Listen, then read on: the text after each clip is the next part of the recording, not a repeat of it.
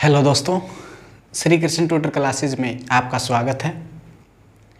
आज के सेशन की जो शुरुआत करेंगे हम एनसीईआरटी छठी क्लास, उसमें जैन धर्म उठाएंगे।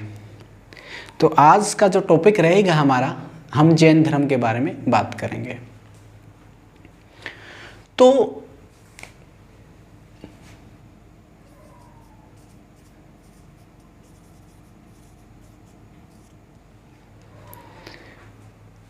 जैन धर्म,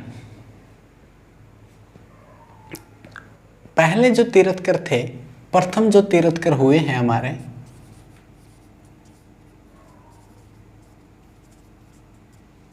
वो थे ऋषभदेव। और 23वें जो तीर्थकर हैं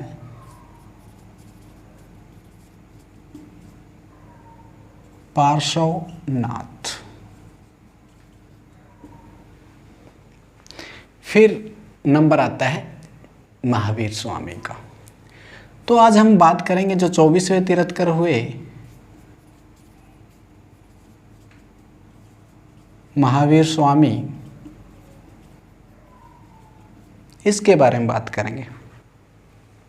तो हमारा टॉपिक हो जाएगा, तो महावीर स्वामी के बारे में बात करेंगे। तो महावीर की बात करें तो इसके महावीर का बचपन का नाम चला जाएगा वर्धमान।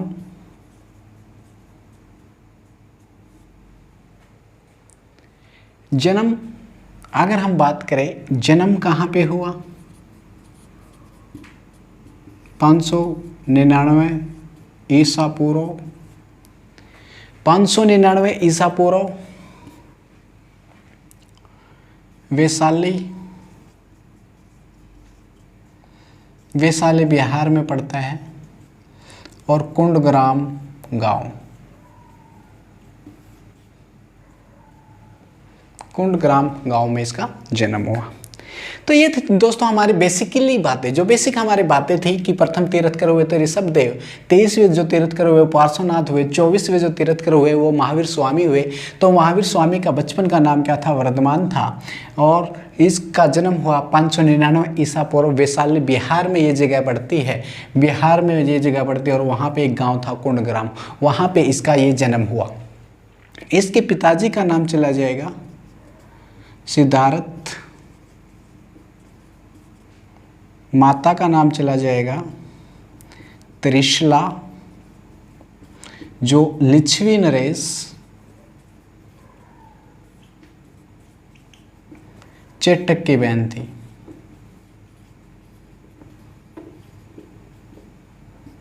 ये बात पूछी जा सकती है कंपटीशन लेवल पे कि माता जो त्रिशला थी वो कौन से वंश से थी, और जो सिद्धार्थ है वो ज्ञात्रक कुल का था, ज्ञात्रक। यहां से भी हमारा पॉइंट बन जाएगा। तो वर्धमान बचपन से ही वीर था। तो इसका नाम महावीर कैसे पड़ा? महावीर नाम पढ़ने के दो रीजन थे। एक रीजन तो इन्होंने एक विशाल अजगर से अपने दोस्तों की जान बचाई थी, इस वजह से नाम इसका महावीर पड़ा। दूसरा, जो दूसरी घटना थी, वो दूसरी घटना ये थी कि उन्होंने एक पागल हाथी को वश में करके अपने दोस्तों की जान बचाई थी। तो इस वजह से इसका नाम वर्धमान से क्या हो गया? महावीर हो गया। क्या हो गया? महावीर हो गया। तो ये जो चीज़ें हैं ये बेसिक बातें हैं दोस्तों, यहाँ पे हमारी ये बेसिक बातें हैं। और ये एनसीईआरटी छठी क्लास के एनसीईआरटी में ये दिया गया है, इसका विवरण मिलता है यहाँ पे।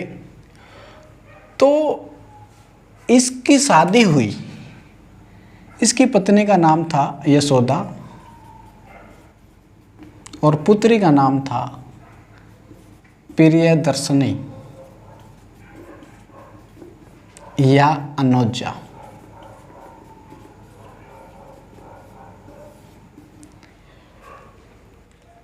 ये था इसका। तो यहाँ पे इसकी पत्नी का नाम यशोदा था और पुत्री का नाम था प्रियदर्शनी या अनुजा। तो राजपाट ठीक ढंग से चला हुआ था, कोई दिक्कत नहीं थी, कोई समस्या नहीं थी। यहाँ पे 30 साल तक उन्होंने राज भोग किया। तो 30 साल तक उनको कोई दिक्कत नहीं थी, क्योंकि पिताजी राजा थे और राजशाही ठाठ थे यहाँ पे। तो 30 साल की उम्र में इनका मन विचलित हो गया। क्या हो गया? 30 साल की उम्र में 30 साल की उम्र में उन्होंने छोड़ा कि ये संसार सब मोह माया है, कुछ नहीं है। तो अपने बड़े भाई नंदीवर्धन से सलाह लेके नंदीवर्धन से परमिशन लेके तपस्या के लिए निकल पड़े।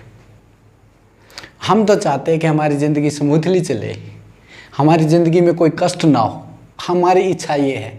लेकिन उनकी इच्छा देखिए, उन्होंने क्या किया, उन्होंने राजपाट छोड़ दिया और शरीर को कष्ट देना शुरू कर दिया। तो ये फर्क होता है महान व्यक्तियों में और सामान्य व्यक्तियों में। यहाँ पे उन्होंने बड़े भाई से परमिशन ली, 30 साल की उम्र में घर छोड़ दिया यहाँ पे। उसके बाद इसको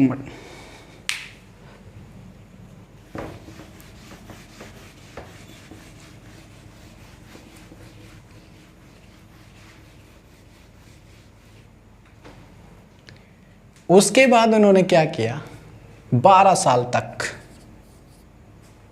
भटकते रहे। 12 साल तक उन्होंने तपस्या की, 12 साल तक उन्होंने तपस्या की। अंत में जरंबिक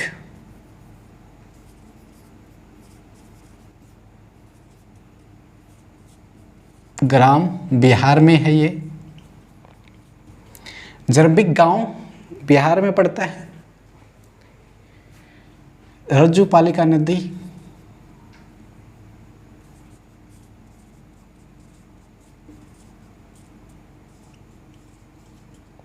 रज्जुपालिका नदी के किनारे साल का वृक्ष, साल के वृक्ष के नीचे क्या हो गया, इसको ज्ञान की प्राप्ति हो गई। 12 साल तक इन्होंने शरीर को कष्ट दिया, तब जाके इसको ज्ञान की मुक्ति मिली। और हम चाहते हैं एसएससी 1 साल में निकल जाए। तो इनको ज्ञान प्राप्त हुआ तो गांव चला जाएगा जरंबिक ग्राम बिहार में, रज्जुपालिका नदी, साल का वृक्ष के नीचे इसको ज्ञान की प्राप्ति हुई। तो फिर इन्होंने उपदेश देने शुरू किए। उद्देश्य था कि जो समाज में फैली हुई बुराइयां हैं उनको कैसे मिटाया जाए। तो इन्होंने अपने जो उपदेश दिए वो भाषा थी प्राकृत।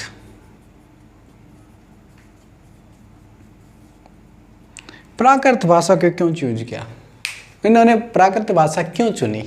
इसका प्राकृत भाषा चुनने का उद्देश्य ये था कि ताकि जो आम व्यक्ति है वो आसानी से उस चीज़ को समझ सके। फिर उन्होंने त्रिरत्न के बारे में, त्रिरत्न जैन धर्म में त्रिरत्न जाएगा, इनका इंपॉर्टेंट महत्व है। तो महावीर स्वामी ये बोलते हैं कि अपने पापों से बचने के लिए, अपने पापों से बचने के लिए इन 3 बातों का आचरण करना चाहिए, तीन बातों का पालन करना चाहिए। तो त्रिरत्न में चला जाएगा सच्चा ज्ञान,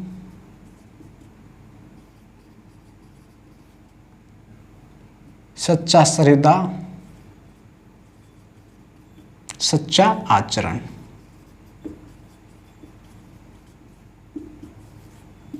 इन 3 बातों पे उन्होंने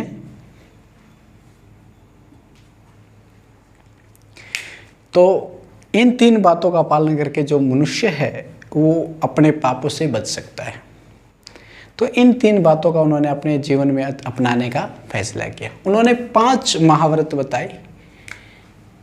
5 महाव्रत,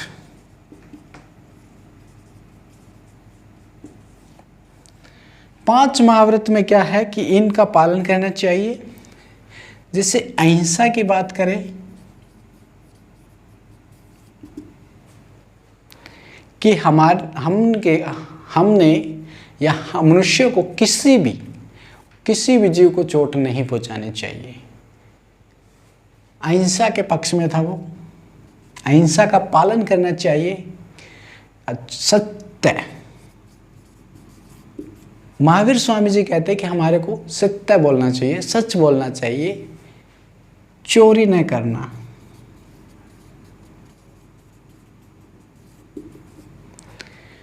तो महावीर स्वामी ये बोलते हैं कि हमें चोरी नहीं करनी चाहिए, धन का संग्रह भी नहीं करना चाहिए, धन का संग्रह ना करना।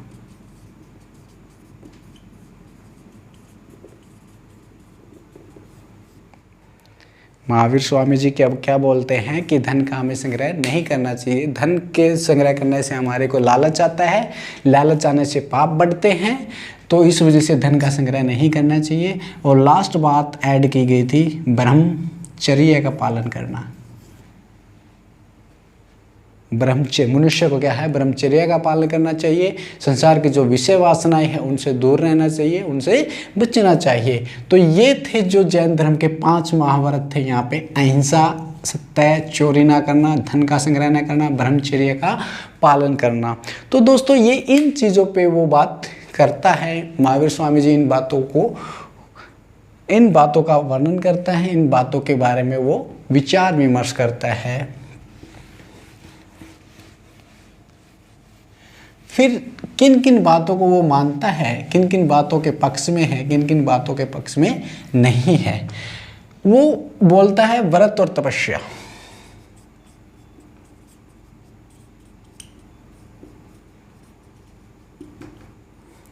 क्या कहता है महावीर स्वामी जी? कहते हैं कि व्रत और तपस्या के द्वारा मनुष्य अपने आप को पापों से बचा सकता है, बुराइयों से बचा जा सकता है। ईश्वर में अविश्वास,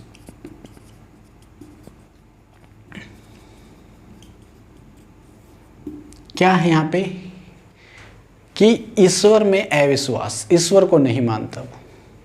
जिसे हिंदू धर्मों में माना गया है कि सभी चीज़ें या सभी मनुष्य या सभी जीव भगवान ने बनाए हैं, लेकिन यहाँ पे वो ईश्वर में विश्वास नहीं करता है, ईश्वर को नहीं मानता है। यज्ञ और बलि का विरोध,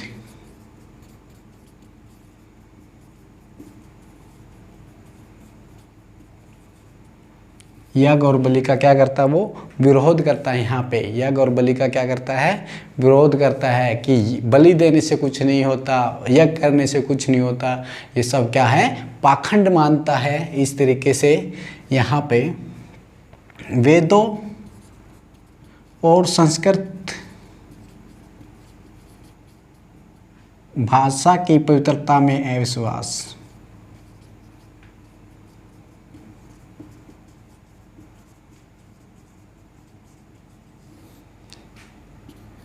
वेदों और संस्कृत भाषा की पवित्रता में अविश्वास।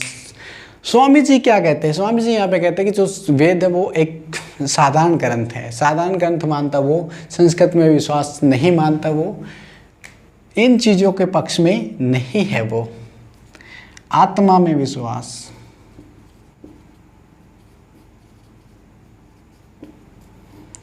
महावीर स्वामी जी क्या बोलते हैं कि आत्मा में विश्वास है, वो आत्मा को अजर अमर मानते हैं।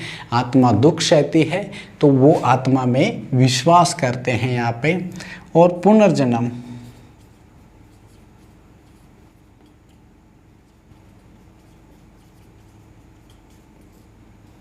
पुनर्जन्म में विश्वास करता है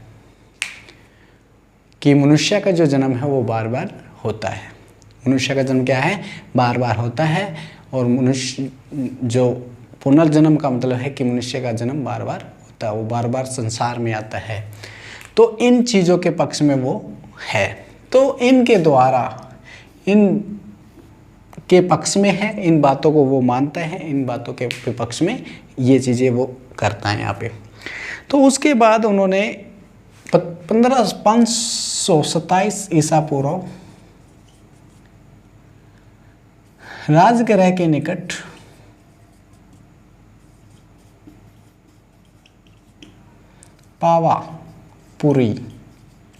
पावापुरी में 72 साल की उम्र में उनकी क्या हो गई, मृत्यु हो गई। 527 ईसा पूर्व राजगृह के निकट पावापुरी में 72 साल की उम्र में उसकी मृत्यु हो गई। तो उस समय तक उनकी जो फैन फॉलोइंग थी, जो उसके अनुयायी थे, वो लाखों में पहुंच गए थे। तो लोग इन धर्मों को क्यों अपनाते हैं?